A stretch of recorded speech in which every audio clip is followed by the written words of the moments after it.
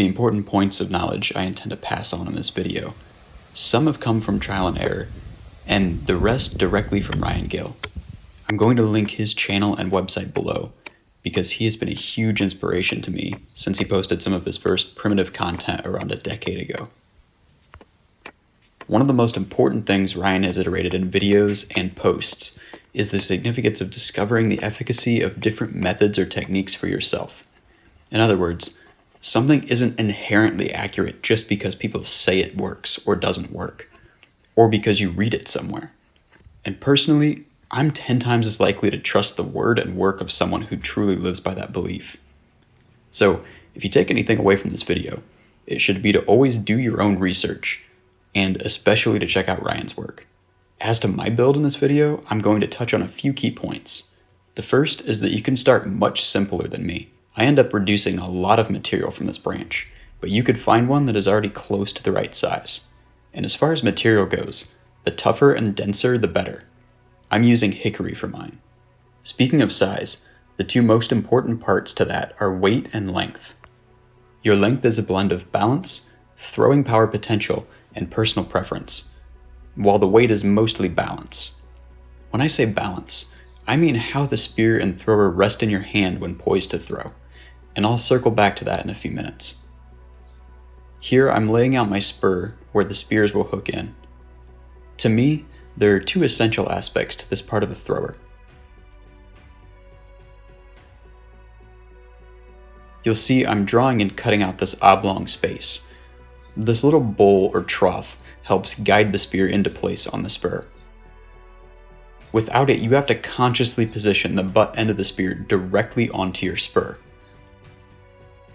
This helpful little channel guarantees a positive connection between spear and thrower, even when in a rush, shaking from adrenaline of a hunt, or unable to look at your thrower. The next important thing is to properly fit your spur to the dart. It's important to note here that everything about your thrower should fit to the darts and not the other way around, meaning procure your darts first, then work on the thrower.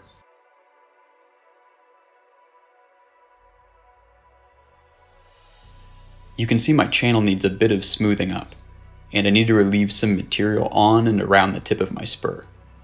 You should take care in creating the spur, so that when the dart and thrower are held in throwing position, the weight of the dart keeps it knocked on the spur without needing to hold the dart in place by hand. Keep an eye out here shortly and you'll see what I mean. As for the overall shape or aesthetic, it's mostly arbitrary, excepting two features.